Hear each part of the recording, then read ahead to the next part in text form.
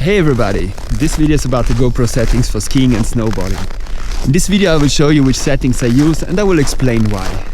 I will talk mainly about the settings for the GoPro Hero 7 Black and the Hero 6.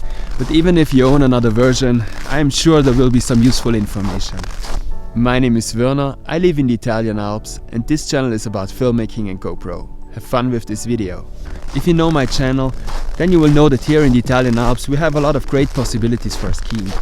At the moment I am at an altitude of about 2000 meters and as you can see we already have a lot of snow here this year. I have been using a GoPro for several years now and I have spent a lot of time thinking about how I could optimally set it up. But since it's getting cold here and the sun is about to go, I will explain you my settings in the office.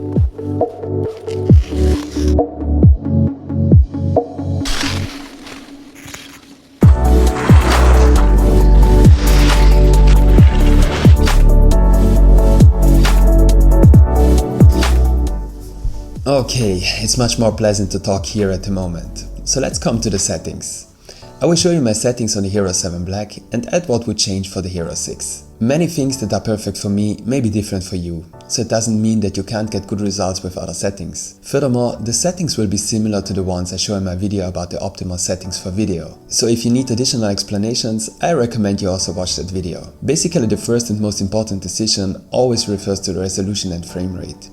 In general, I would always choose the highest possible resolution for optimal quality. Of course, this does not change for skiing videos. The increase in quality between 1080 and 4K on the GoPro is huge and can also be seen immediately on my 6-year-old iMac, which only has a Full HD resolution. Unfortunately, a 4K resolution also has some disadvantages. There are limitations regarding the frame rate, the field of view and partly also the stabilization. And of course, the whole workflow doesn't become much faster when editing. In addition, you should think about what frame rate you want for your sports recordings. A high frame rate of, for example, 60 frames per second doesn't look so cinematic overall, but has the advantage that movements look much more fluid and natural. So if you are looking for such a natural look, then you should opt for 60 frames per second. High frame rates also have the advantage that you can create slow motion in post. For example, if you render your project in 24 frames per second with 60 FPS, you can create a 40% slow motion. This is especially important if you want to capture jumps or slow down other spectacular scenes. For sports shots, I would generally prefer a high frame rate, simply because it also gives me more flexibility in post. On the Hero 7 Black, I usually use a standard setting of 4K and 60 frames per second, which also supports the excellent hyper-smooth stabilization. However, I would change that in a few situations, but I'll get to that in a moment. On the Hero 6 Black, the situation isn't that easy. There is 4K 60, but it isn't stabilized, so you have to choose between 4K 30 and 2.7K 60. In most situations, I personally choose 2.7K 60 on the Hero 6. When skiing or snowboarding, I also like to take close-ups in slow motion or use slow motion to give the video more variety and a cinematic touch. Slow motion is of course also useful for action-packed scenes. In such cases I choose 1080-120 or sometimes even 1080-240. But especially at 240 frames per second you have to accept a much worse image quality. If you take close-ups you won't notice it too much. All this applies equally to the Hero 7 and the Hero 6. Both give you the same possibilities at the high frame rates. On the GoPro, you also have the option to choose an aspect ratio of 4:3. A video image typically has an aspect ratio of 16:9, which is the typical widescreen format. But an aspect ratio of 4:3 offers a decisive advantage. Although you have black bars on the left and right side, the field of view increases at the top and bottom. If you now want to obtain the traditional image format of 16:9, then you have to crop your image in post. The advantage now is that when cropping you have plenty of room to move the image up and down and can better choose the right frame. Why is this of interest for skiing? Very often you will take a POV shot.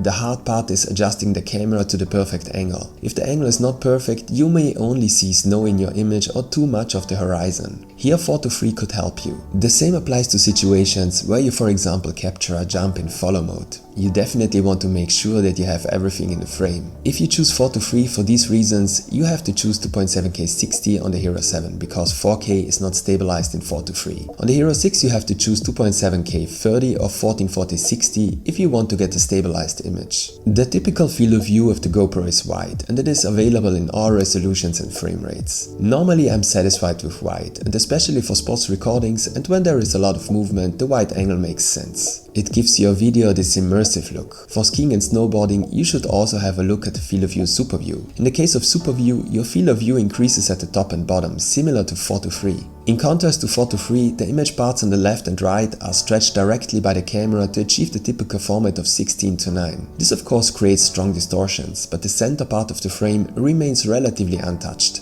This setting is especially useful for POV shots, for example if you use a helmet mount or a chest mount. You can now see more from the slope and the horizon, while the distortions due to the speed and the forward motion are less significant. On the Hero 7, Super View is not available in 4K 60, so you should choose 2.7K 60 or 4K 30. On the Hero 6, Super View is also available in 2.7K 60 and 4K 30. In summary, I recommend Super View or 4:3 for POV recordings, especially if you use a helmet mount. I personally prefer Super View in 2.7K 60 for POV shots. Finally, let's get to the Protean settings. I have already explained and described my Protean settings in detail in other videos. Today I would therefore like to briefly explain which settings I normally use for skiing. Shutter. The shutter speed is used to set the duration of the exposure. However, the possibilities are so limited that a manual setting only makes sense if you use ND filters. That's why most of the times I leave the shutter on auto. Exposure value compensation. With exposure value compensation, you can adjust the exposure to darker or brighter. I use -0.5 when skiing to prevent very bright areas in the image from burning out. White balance. Here you can set how cool or warm your image should look. White should ideally also look white, which is especially important with snow. The automatic does this quite well, that's why I usually leave this setting on auto.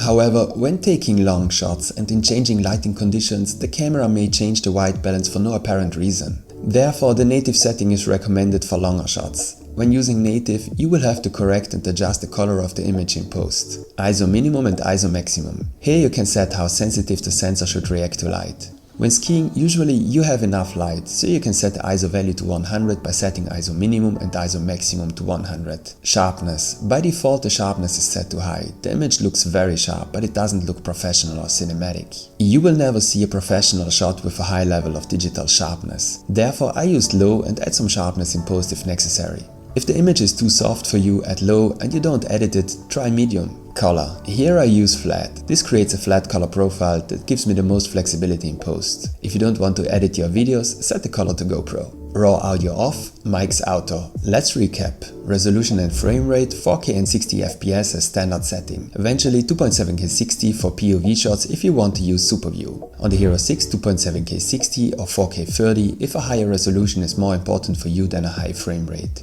Field of view wide or Super View for POV recordings. Protean on, shutter auto, exposure value compensation -0.5, white balance auto, eventually native for longer shots. ISO minimum 100, ISO maximum 100, sharpness low or medium if low is too soft for you and you don't edit your videos. Color flat, raw audio off and mics auto. I hope this video was interesting for you. More tutorials about skiing and GoPro will follow. Don't forget to subscribe if you are interested.